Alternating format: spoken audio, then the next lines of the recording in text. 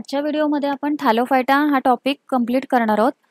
Thallophyta जर तुम्हाला व्यवस्थित शिकायचं असेल तर हा व्हिडिओ तुम्ही शेवटपर्यंत नक्की बघा. ओके, आय गॅरंटी यू की व्हिडिओच्या शेवटपर्यंत थॅलोफायटा हा टॉपिक तुमचा कंप्लीट झाला असेल. सो लास्ट व्हिडिओमध्ये आपण इंट्रोडक्शन टू किंगडम प्लांटे बघितलं होतं आणि त्याच्यामध्ये किंगडम प्लांटेचे क्लासिफिकेशनसुद्धा बघितले होते, बट ते जास्त डीपमध्ये नव्हते बघितले आपण.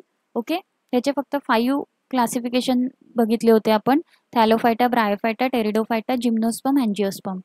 सो आजचा व्हिडिओ सुरू करण्यापूर्वी मी थोडं क्लासिफिकेशन डीपमध्ये एक्सप्लेन करणार आहे. हे आपण 10th स्टँडर्डमध्ये शिकलो आहे, बट तरीसुद्धा मी एक्सप्लेन करते. Okay, so let's begin. सगळ्यात पहिलं, किंगडम प्लांटेचे 2 मेन सब टाईप्स आहेत क्लासिफिकेशनचे. पहिला आहे फेनेरोगॅम्स आणि दुसरा आहे क्रिप्टोगॅम्स. ओके, सो फेनेरोगॅम्स म्हणजे काय आणि क्रिप्टोगॅम्स म्हणजे काय ते आपण पहिलं बघूयात. सो फेनेरोगॅम्स काय आहेत तर seed producing plant, reproductive structures are visible. So phanerogams जे आहेत त्याच्यामध्ये असे प्लांट्स टाकलेले आहेत की जे सीड्स प्रोड्यूस करतात आणि त्यांचे रिप्रोडक्टिव्ह स्ट्रक्चर विजिबल असतात. आता बघा, सीड्स प्रोड्यूस करतात म्हणजेच काय तर असे प्लांट्स ज्यांना फळं येतात. आता फळं आली म्हणजेच त्याच्यामध्ये सीड्ससुद्धा आहेत. ओके, सो ज्या ज्या झाडांना सीड्स येतात ती झाडं सगळी कशामध्ये टाकलेली आहेत? फेनेरोगॅम्समध्ये. आता या झाडांचं अजून एक फीचर सांगितलं आहे की त्यांचे जे रिप्रोडक्टिव्ह ऑर्गन्स असतात ते विजिबल असतात. विजिबल म्हणजे काय? दिसतात. तो रिप्रोडक्टिव्ह ऑर्गन्स काय असतात त्याच्यामध्ये तर फुलं आपण म्हणू शकतो. ओके, तुम्हाला माहिती आहे की झाडाला फूल आलं की त्याला फूल पडल्यानंतर तिथे फळ येतं. ओके, सो अशी जी झाडं आहेत त्यांना कशामध्ये टाकलेलं आहे? फेनेरोगॅम्स ह्या टाईपमध्ये टाकून दिलेलं आहे. त्यानंतर क्रिप्टोगॅम्स. क्रिप्टोगॅम्स म्हणजेच काय तर स्पोर प्रोड्युसिंग प्लांट्स आहेत आणि रिप्रोडक्टिव्ह स्ट्रक्चर्स आर हिडन. आता हे प्लांट्स कसे आहेत? स्पोर प्रोड्युसिंग आहेत. ह्याच्यामध्ये सीडचं प्रोडक्शन नाही होत आहे, स्पोरचं प्रोडक्शन होत आहे आणि त्यांचे जे रिप्रोडक्टिव्ह स्ट्रक्चर्स आहेत ते हिडन आहेत. हिडन म्हणजेच काय? लपलेले आहेत. ओके, आहेत पण ते आपल्याला दिसत नाहीत. ओके, सो फेनेरोगॅम्स सीड प्रोडक्शन करतात आणि त्यांचे रिप्रोडक्टिव्ह ऑर्गन्स कसे आहेत? विजिबल आहेत. विजिबल म्हणजे दिसतात. क्रिप्टोगॅम्स आहेत त्यांचे जे त्यांच्यामध्ये स्पोर प्रोडक्शन होतं आणि रिप्रोडक्टिव्ह स्ट्रक्चर कसे आहेत? हिडन आहेत. ओके, सो आपण एक एक करून पुन्हा यांचे सबटाईप्स बघूया. सो सगळ्यात पहिलं आपण क्रिप्टोगॅम्सना कव्हर करूयात. सो क्रिप्टोगॅम्समध्ये पुन्हा 2 टाईप्स केलेले आहेत. एक आहेत नॉन व्हॅस्क्युलर प्लांट्स आणि दुसरे आहेत व्हॅस्क्युलर प्लांट्स. ओके, व्हॅस्क्युलर म्हणजेच काय तर टिश्यूज असतात. ओके, तर प्लांट्समध्ये कोणते टिश्यूज असतात? मेनली झायलम आणि फ्लोएम. हे 10th स्टँडर्डमध्ये शिकलोय आपण. झायलम काय करतं? प्लांट्समध्ये वॉटर ट्रान्सपोर्ट करतं आणि फ्लोएम काय करतं? फूड किंवा जे अदर न्यूट्रियंट्स असतात ते प्लांट्समध्ये ट्रान्सपोर्टेशनचं काम करत असतात. जसं ह्युमन बॉडीमध्ये वेन्स असतात जे ब्लड सर्क्युलेशनचं काम करतात, ब्लड ट्रान्सपोर्ट करतात. तर हे जे झायलम आणि फ्लोएम आहेत ते प्लांट्समध्ये काय करतात? फूड आणि वॉटरचं ट्रान्सपोर्टेशन करत असतात. आता काही झाडं अशी आहेत की ज्यांच्यामध्ये हे झायलम फ्लोएम म्हणजेच व्हॅस्क्युलर टिश्यूज आहेत, तर त्यांना कशामध्ये टाकलं? क्रिप्टोगॅम्समध्ये. व्हॅस्क्युलर प्लांट्स असं नाव दिलं आणि त्या सगळ्या प्लांट्सना याच्यामध्ये टाकले. आणि काही झाडं अशी आहेत की ज्यांच्यामध्ये झायलम फ्लोएम नाही आहेत. ओके, सो त्यांना कशामध्ये टाकलं? क्रिप्टोगॅम्समध्ये, नॉन व्हॅस्क्युलर प्लांट्समध्ये. ओके, आता इथे नीट बघितलं तर क्रिप्टोगॅम्स म्हणजेच काय? स्पोर प्रोड्यूस करतात. म्हणजेच काही झाडं अशी आहेत की ज्यांच्यामध्ये झायलम फ्लोएम आहे, व्हॅस्क्युलर आहेत आणि ते स्पोरचं प्रोडक्शनसुद्धा करतात. आणि काही प्लांट्स असे आहेत की जे स्पोरचं प्रोडक्शन करत आहेत पण त्यांच्यामध्ये झायलम फ्लोएम नाही आहेत. ओके, सो क्रिप्टोगॅम्सचे 2 टाईप्स, नॉन व्हॅस्क्युलर प्लांट्स आणि व्हॅस्क्युलर प्लांट्स. आता व्हॅस्क्युलर प्लांट्समध्ये कुठल्या टाईप्सची झाडं येतात? टेरिडोफायटा. टेरिडोफायटा आपण पुढे जाऊन डिटेलमध्ये शिकणार आहोत. फर्स्ट ट्रू लँड प्लांट आपण शिकलोय. पहिली जी जमिनीवरती झाडं ग्रो व्हायला लागली विदाऊट वॉटर म्हणजे जास्त पाण्याची गरज नसताना, तर त्यांना टेरिडोफायटा प्लांट्समध्ये टाकलेलं आहे. ओके, आणि त्यांच्यामध्ये ऑब्वियस आहे ना, बघा व्हॅस्क्युलर प्लांट्स म्हणजेच काय? झायलम फ्लोएम आहे. आता झायलम फ्लोएम काय करतं? वॉटर आणि फूड ट्रान्सपोर्ट करत असतं. म्हणजे रूट्सकडून पाणी पानांपर्यंत किंवा फांदी त्यानंतर पानं असं पोचवायचं आणि जे पानांमध्ये जे फूड तयार होतं सनलाईटच्या मदतीने फोटोसिंथेसिसच्या थ्रू ते सगळं खाली रूटपर्यंत घेऊन यायचं. ओके, आणि म्हणूनच हे प्लांट्स जमिनीवरती व्यवस्थितपणे जगू शकतात. ओके, कारण त्यांच्यामध्ये झायलम आणि फ्लोएम सारखे टिश्यूज आहेत. सो नॉन व्हॅस्क्युलर प्लांट्सचे 2 टाईप्स केलेले आहेत, थॅलोफायटा आणि ब्रायोफायटा. ओके. सो थॅलोफायटा आपल्याला माहिती आहे सिम्पल प्लांट म्हणजेच ॲल्गे, शेवाळ, आणि ब्रायोफायटा ॲम्फिबियन्स. काय वर्ड लक्षात ठेवायचं आहे? ॲम्फिबियन्स. म्हणजेच ते जमिनीवरती सुद्धा जगतात, पण त्यांना रिप्रोडक्शनसाठी पाण्याची गरज असते. ओके. सो क्रिप्टोगॅम्स हा टॉपिक आपला कव्हर झाला आहे. मी थोडं पुन्हा रिवाईज करते. थॅलोफायटा आणि ब्रायोफायटा ही झाडं कशी आहेत की ज्यांच्यामध्ये झायलम फ्लोएम नाही आहे आणि ते काय आहेत, स्पोर प्रोडक्शन करतात. आणि टेरिडोफायटा कसे आहेत, ट्रू लँड प्लांट आहेत ज्यांच्यामध्ये व्हॅस्क्युलर टिश्यूज आहेत आणि ते स्पोर प्रोडक्शन करतात. ओके. सो क्रिप्टोगॅम्स तुम्हाला कळलं असेल. आता आपण येऊया फॅनेरोगॅम्सकडे. सो फॅनेरोगॅम्समध्ये फक्त व्हॅस्क्युलर प्लांट्स असतात. फॅनेरोगॅम्समध्ये कोणते प्लांट्स टाकलेले आहेत? असे प्लांट्स ज्यांच्यामध्ये झायलम फ्लोएम प्रेझेंट आहे. ओके. सो पुन्हा व्हॅस्क्युलर प्लांट्सचे 2 टाईप्स केलेले आहेत, gymnosperm and angiosperm. Okay. So अँजिओस्पर्मचे पुन्हा 2 टाईप आहेत, डायकॉटिलिडॉन आणि मोनोकॉटिलिडॉन. सो हे आपण पुढे जाऊन डिटेलमध्ये शिकणार आहोत. आत्ता फक्त एवढंच लक्षात ठेवायचं आहे की क्रिप्टोगॅम्स, फॅनेरोगॅम्स, क्रिप्टोगॅम्समध्ये non vascular plants, vascular plants. व्हॅस्क्युलरमध्ये टेरिडोफायटा, नॉन व्हॅस्क्युलरमध्ये थॅलोफायटा, ब्रायोफायटा. फॅनेरोगॅम्समध्ये vascular plants, gymnosperm, angiosperm, dicotyledon, monocotyledon. Okay. So आता आपण डिटेलमध्ये क्रिप्टोगॅम्सला पहिलं स्टडी करून घेऊयात. ओके. सो क्रिप्टोगॅम्स याच्यामध्ये सगळ्यात पहिलं आपण त्याचा नॉन व्हॅस्क्युलर प्लांट्सचा जो टाईप आहे तो शिकून घेऊयात, ज्याच्यामध्ये सगळ्यात पहिला टाईप आहे थॅलोफायटा. थॅलोफायटा मी काय सांगितलंय, वर्ड काय लक्षात ठेवायचा आहे, सिम्पलेस्ट प्लांट. सिम्पलेस्ट प्लांट म्हणजेच काय, त्याला रूट नाही आहे, स्टेम नाही आहे, लिव्ज नाही आहेत. आणि असे प्लांट्स म्हणजेच कुठले असतात तर ॲल्गे, शेवाळ. ओके. सो त्याच्या काही प्रॉपर्टीज आपण बघूया. सो हे जी शेवाळ आहे, ॲल्गे आहेत, ते कसे आहेत, मोस्टली ॲक्वेटिक. तुम्हाला माहिती असेल शेवाळ तुम्हाला कुठे बघायला मिळतं? बहुतेक वेळेला शेवाळ ही आपल्याला, बहुतेक काय 100% आपल्याला शेवाळ हे पाण्याच्या आजूबाजूलाच बघायला मिळतं. ओके. ॲक्वेटिक म्हणजे काय, पाण्यात राहणारे. Okay. Most live in fresh water. आता भरपूर सारे जे ॲल्गे आहेत ते फ्रेश वॉटरमध्ये राहतात आणि काही जे आहेत सम इन मरीन वॉटर, खाऱ्या पाण्यात राहतात, समुद्रामध्ये. ओके. सम ग्रोज सिम्बॉयटिकली ॲज इपिफाइट्स. आता सिम्बॉयटिकलीचा अर्थ आधी समजून घेऊया. सिम्बॉयटिकली म्हणजे चिकटून आपण म्हणू शकतो किंवा क्लोज एकदम असं म्हणू शकतो. सो काही प्लांट्स असे आहेत ॲल्गेवाले जे दुसऱ्या झाडाच्या मदतीने किंवा दुसऱ्या झाडावरती चिकटून ग्रो होत असतात. ओके. आणि त्यांना नाव काय दिलं, इपिफाइट्स. काय म्हटले त्यांना, इपिफाइट्स. ओके. सो इथे मी तुम्हाला डायग्राम दाखवते बघा.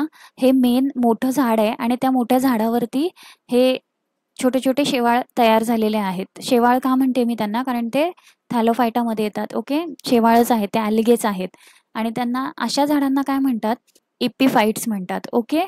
सो पॉइंट काय आहे, सम ग्रो सिम्बॉयटिकली. सिम्बॉयटिकलीचा अर्थ काय आहे, क्लोज, चिकटून आपण म्हणू शकतो. ओके. सो नेक्स्ट पॉइंट आहे, प्लांट बॉडी इज थॅलॉइड.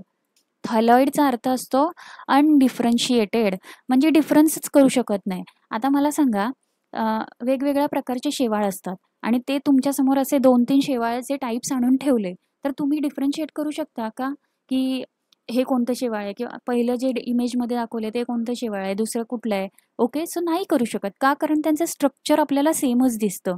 पण तेच जर तुम्ही तुमच्यासमोर जर का रोज प्लांट आणलं किंवा हिबिस्कसचं प्लांट आणलं तर त्याचं तुम्ही लगेच डिफरन्शिएशन करू शकता की रोज प्लांटची कसं आहे, ह्याची पानं वेगळी दिसत आहेत आणि ह्याची पानं वेगळी दिसत आहेत. सो हे झालं रोज प्लांट, ते झालं हिबिस्कस. पण तसं थॅलोफायटावाल्यासोबत होत नाही आहे का, कारण ते थॅलॉइड आहेत, म्हणजे अनडिफरन्शिएटेड आहेत, कारण त्यांच्यामध्ये रूट, स्टेम, लिव्ज नाही आहेत. ओके. सो प्लांट्सची, थॅलोफायटावाले जे प्लांट्स आहेत त्यांची बॉडी कशी आहे, थॅलॉइड आहे. तुम्हाला जर थॅलॉइड वर्ड लक्षात राहत नसेल तर तुम्ही डायरेक्ट असं लिहू शकता, plant body doesn't have root, stem, leaves. Okay. आता थॅलोफायटामध्ये काही प्लांट्स कसे आहेत, युनिसेल्युलर आहेत आणि काही प्लांट्स मल्टीसेल्युलर आहेत. सो युनिसेल्युलरचं एक्झाम्पल त्यांनी दिलेलं आहे क्लोरेला, जे कसं आहे, नॉन मोटाईल आहे. आता मोटाईल म्हणजे काय, हलू शकतं एका ठिकाणावरून दुसऱ्या ठिकाणी. हे क्लोरेला कसं आहे, नॉन मोटाईल आहे. नॉन मोटाईल म्हणजे एका ठिकाणावरून दुसऱ्या ठिकाणी हलू शकत नाही, म्हणजेच ते एका ठिकाणी चिकटून असतं. ओके. त्यानंतर सेकंड एक्झाम्पल दिलं आहे त्यांनी क्लॅमिडोमोनाज. ओके. क्लॅमिडोमोनाज हे सुद्धा एक प्रकारचं शेवाळ आहे आणि ते कसं आहे, मोटाईल आहे. मोटाईल म्हणजे हलू शकतं, एक ठिकाणावरून दुसऱ्या ठिकाणी हलू शकतं, ते चिकटून नाही आहे. ओके. सो अजून त्यांचं प्रॉपर्टीज दिलेल्या आहेत. काही प्लांट्स कसे आहेत, मल्टीसेल्युलर तर आहेतच, त्याचबरोबर ते अनब्रांच्ड आणि फिलामेंटस सुद्धा आहेत. सो त्याचे एक्झाम्पल त्यांनी दिलेलं आहे. पहिलं वालं कसं आहे, अनब्रांच्ड आहे, म्हणजे त्याच्यामध्ये जास्त ब्रांचेस नाही आहेत आणि फिलामेंटस आहेत. फिलामेंटस म्हणजे तुकडे तुकडे करून जोडले गेलेलं आहे. ओके. सो त्याचं एक्झाम्पल त्यांनी दिलं आहे स्पायरोगायरा. स्पायरोगायरा तुम्हाला सगळ्यांना माहितीच असेल, इथे इमेजमध्ये पण दिसतंय बघा. त्याची बॉडी कशी दिसते, हे जे चिकटलेले पार्ट दिसत आहेत, तुकडे तुकडे आहेत. ओके. सो म्हणून त्याला काय म्हटलंय, फिलामेंटस. त्यानंतर सेकंड आहे ब्रांच, म्हणजे ब्रांचेस असतात त्यांच्यामध्ये, आणि फिलामेंटस आहेत. पुन्हा हे फिलामेंटसच आहेत आणि त्याच्यामध्ये ब्रांच आहेत. वरचा जो स्पायरोगायरा आहे तो कसा आहे, अनब्रांच्ड आहे. ओके. आणि त्याचं एक्झाम्पल दिलंय चॅरा. ओके. इथे डायग्राममध्ये दिसते तुम्हाला. त्यानंतर थॅलोफायटामध्ये एक अल्गे असं आहे ज्याचं नाव आहे सार्गॅसम, आणि हे सार्गॅसम ह्या शेवाळ्यांमध्ये सगळ्यात मोठं शेवाळ आहे. त्याची हाईट किती दिली आहे, 60 मीटर दिली आहे. ओके. आणि त्याला दुसरं नाव आहे सीवीड आहे. सीवीड त्याला म्हणतात का, कारण ते पाण्यामध्ये आपल्याला समुद्रामध्ये सापडतात, म्हणून त्याला सीवीड म्हणतात. वीड म्हणजेच काय, आपण शेवाळ म्हणू शकतो. Okay. So huge seaweed, huge म्हणजेच काय, भव्य. भव्य ह्यूज म्हणजे. सो हे सार्गॅसम तुम्हाला MCQजमध्ये वगैरे विचारू शकतात की लार्जेस्ट किंवा ह्यूज सीवीड कोणतं आहे. ओके. थॅलोफायटामध्ये. सो तुम्हाला काय म्हणायचं आहे, सार्गॅसम. हे नाव लक्षात ठेवायचं आहे, सार्गॅसम. ओके. सो आता थॅलोफायटामध्ये तुम्ही म्हणत असाल की ही सगळी नावं मॅम खूप डिफिकल्ट आहेत. तर डिफिकल्ट वाटून घेण्याचं कारण नाही आहे. लक्षात ठेवण्याचं एकच पर्याय आहे, तुम्हाला सारखं सारखं रीड करावं लागेल आणि समजून घ्यावं लागेल. जसं की युनिसेल्युलरवाले प्लांट कोणते आहेत, मोटाईल आहेत आणि नॉन मोटाईल आहेत. सो मोटाईलमध्ये कोण येतं, क्लॅमॅडोमोनाज, आणि नॉन मोटाईलमध्ये कोण येतं, क्लोरेला. आता बघा, तुम्ही जर काय सायन्समध्ये ॲडमिशन घेतलं आहे तर तुम्हाला ही नावं लक्षात ठेवणं गरजेचं आहे. हे तर काहीच नाही आहे, अजून पुढे गेल्यानंतर खूप खूप गोष्टी आहेत ज्या तुम्हाला खूप डिफिकल्ट वाटणार आहेत. पण तुम्ही जर आत्तापासूनच सवय लावली तर तुम्हाला खूप पुढे सुद्धा सोपं जाणार आहे. ओके. सो कंटाळा करायचा नाही आहे, रीड करायचं आहे, 10 वेळा रीड करा. एक गोष्ट तुम्हाला सांगते की प्रनन्सिएशन आहे ना, व्यवस्थित करायला पाहिजे. प्रनन्सिएशन चुकलं की तुमचं स्पेलिंग चुकतं, त्यामुळे प्रनन्सिएशनच पहिलं व्यवस्थित करा. जे मी म्हणते आता, हे क्लॅमेडोमोनाज, CHLA, MYDO, डो, मोनास. ओके. सो तुम्ही जर प्रनन्सिएशनच नीट केलं तर तुम्हाला स्पेलिंग व्यवस्थित येऊन जाणार आहे. ओके. आता इथे क्लोरेला, CHLO, रेला. ओके. सो हे तुम्ही प्रनन्सिएशनवरती जास्त भर द्या.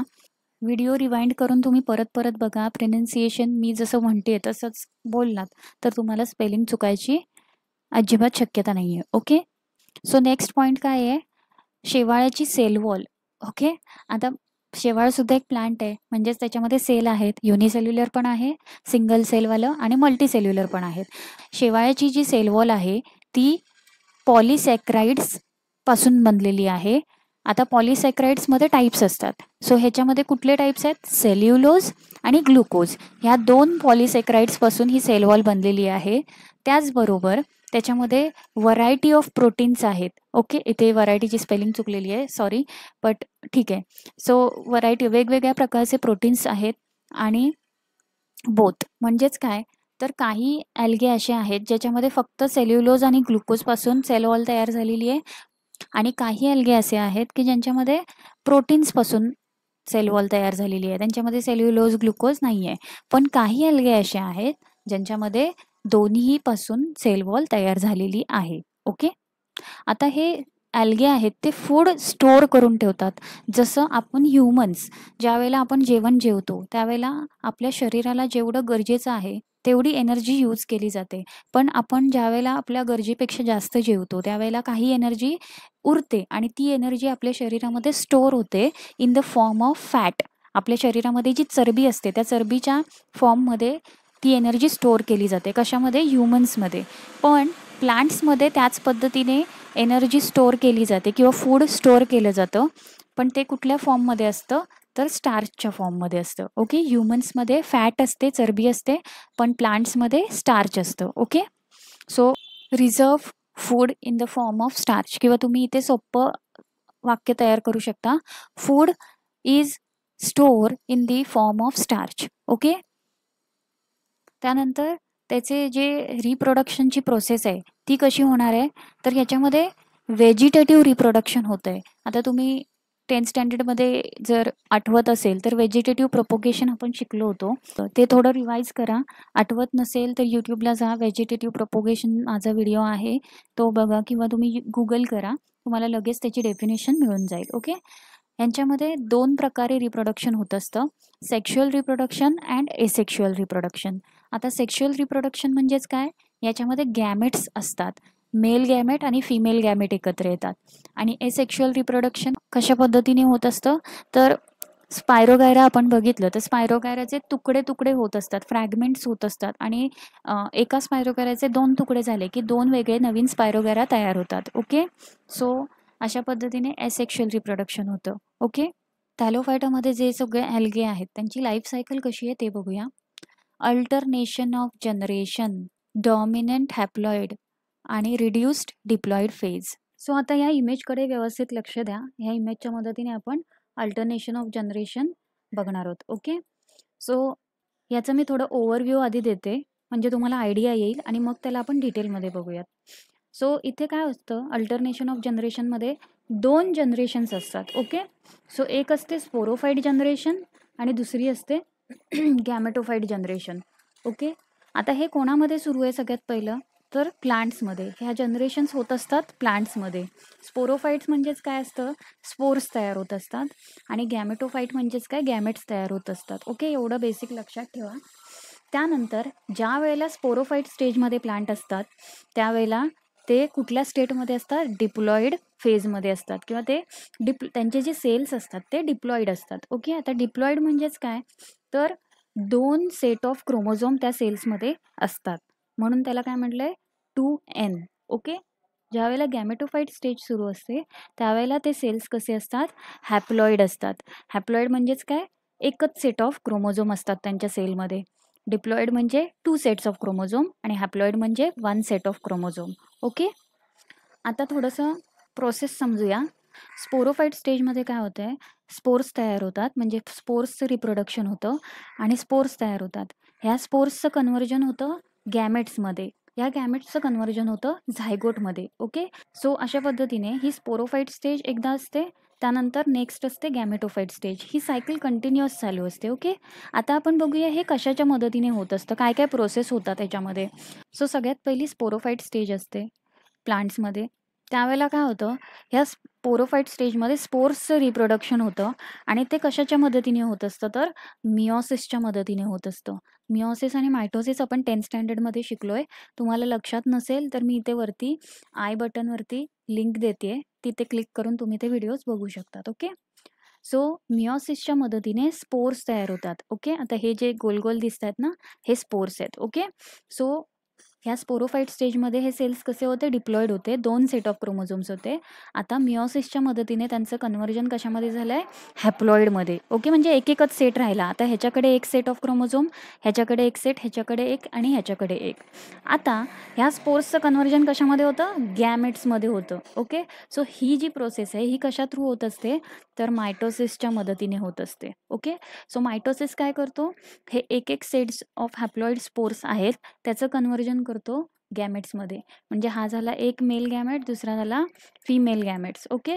हे अजूनही हॅप्लॉईडच आहेत, एक एकच सेट ऑफ क्रोमोझोम आहेत, ह्याच्याकडे एक आहे आणि ह्याच्याकडे एक आहे. ओके. आणि ही जी प्रोसेस आहे, या स्पोर्सचं कन्व्हर्जन ज्या वेळेला गॅमेट्समध्ये होत असतं त्या फेजला आपण म्हणतो गॅमेटोफाईट स्टेज. ओके. आता ह्या गॅमेट्सना पुन्हा स्पोरोफाईट स्टेजमध्ये यायचं आहे, मग त्याच्यासाठी त्यांना काय व्हायला लागेल, हॅप्लॉईडमधून त्याचं कन्व्हर्जन व्हायला लागेल डिप्लॉईडमध्ये. आणि ही प्रोसेस कशा थ्रू होणार आहे, तर त्यांच्यामध्ये काय होतं, फ्युजन होतं किंवा फर्टिलायझेशन होतं. 2 जे गॅमेट्स आहेत ते एकत्र येतात आणि त्यांचं फर्टिलायझेशन होऊन एक नवीन झायगोट तयार होतो. ओके. आणि हा जो झायगोट आहे तो पुन्हा कसा असतो, डिप्लॉइड असतो. म्हणजे 2 सेट ऑफ क्रोमोझोम. आता 2 सेट ऑफ क्रोमोझोममध्ये आला म्हणजेच तो कुठल्या स्टेजमध्ये आला आता, स्पोरोफाईट स्टेजमध्ये.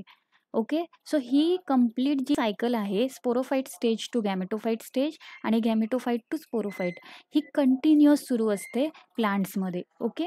सो इथे बेसिक लक्षात काय ठेवायचं आहे, डिप्लॉइड सेल्स हॅप्लॉइडमध्ये कन्वर्ट होतात आणि पुन्हा हॅप्लॉइड सेल्स डिप्लॉइडमध्ये कन्वर्ट होतात. ओके. सो ह्या 2 स्टेजेस आहेत आणि ह्या 2 स्टेज अल्टरनेटली सुरू असतात म्हणून त्याला नाव काय दिलं आहे, alternation of generations. Okay. So हे नाव थोडं किचकट वाटतं, बट आतली जी सायकल आहे ती खूप छोटीशी आहे आणि आय होप की तुम्हाला व्यवस्थित समजली असेल ही सायकल. ओके. आता इथे जर तुम्ही नोट्समध्ये बघितलं तर इथे काय सांगितलं, सगळ्यात पहिलं लाईफ सायकलचे 3 पॉईंट्स दिलेले आहेत. अल्टरनेशन ऑफ जनरेशन ते आपण आत्ताच बघितलं. आता इथे म्हटलं डॉमिनंट हॅप्लॉइड. डॉमिनंट म्हणजेच काय, वर्चस्व. ओके. वर्चस्व गाजवणं. सो हॅप्लॉइड काय आहे, एकच सेट ऑफ क्रोमोझोम आहे, त्याचं कन्व्हर्जन होतं 2 सेट ऑफ क्रोमोझोममध्ये. म्हणजेच ॲडिशन होते, एक सेटचं 2 सेटमध्ये होतं म्हणून त्याला डॉमिनंट हॅप्लॉइड म्हटलं आहे. आणि इथे रिड्यूस्ड डिप्लॉइड फेज. आता डिप्लॉइड फेज म्हणजेच काय, 2 सेट ऑफ क्रोमोझोम्स आहेत, त्याचं रिडक्शन होतं, मायनस होतं आणि एक सेटमध्ये होतो म्हणून त्याला काय म्हटलं, रिड्यूस डिप्लॉइड फेज. आणि हॅप्लॉइड फेजमध्ये काय होतं, ॲडिशन होतं म्हणून त्याला डॉमिनंट म्हटले. ओके. सो हे 2 पॉईंट्स त्याच्यातलेच आहेत. लाईफ सायकल एकच आहे, अल्टरनेशन ऑफ जनरेशन. इथे डॉमिनंट हॅप्लॉइड आणि रिड्यूस डिप्लॉइड फेज म्हटलंय. याच्या जागी तुम्ही स्पोरोफाईट स्टेज आणि गॅमेटोफाईट स्टेज असे 2 पॉईंट्स सुद्धा लिहू शकता. Okay. Algae are classified as per pigments. पिगमेंट्सचा अर्थ असतो कलर्स. ओके. पिगमेंट म्हणजेच काय, कलर. आता जसं प्लांट्सचं क्लासिफिकेशन केलेलं आहे, डिव्हिजन केलेले आहेत, तसंच थॅलोफायटामध्ये जे ॲल्गे आहेत त्या ॲल्गेचे पण क्लासिफिकेशन केलेले आहेत. म्हणजे शेवाळ्यामध्ये सुद्धा वेगवेगळे शेवाळे असतात. ओके. आता मेनली त्यांनी इथे 3 टाईप्स दिलेले आहेत, ग्रीन ॲल्गे, ब्राऊन ॲल्गे आणि रेड ॲल्गे.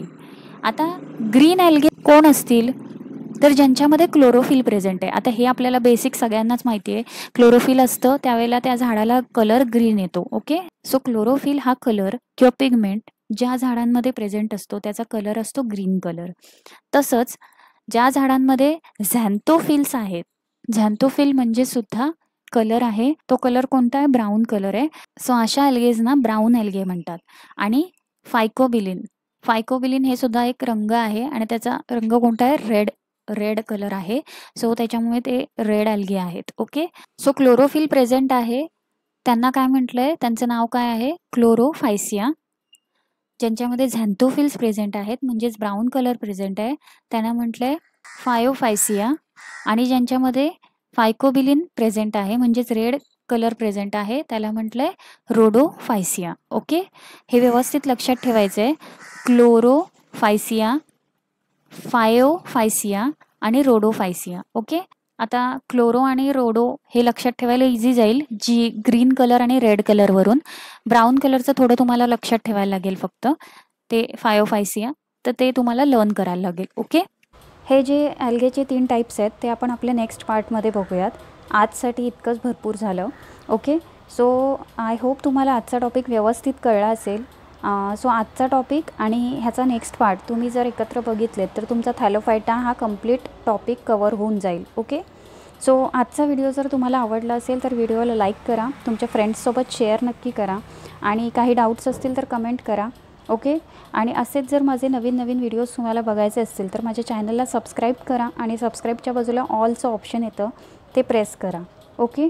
त्याच्यामुळे तुम्हाला माझे सगळे व्हिडिओजचे नोटिफिकेशन्स मिळत जातील. सो भेटूया आपल्या नेक्स्ट पार्टमध्ये.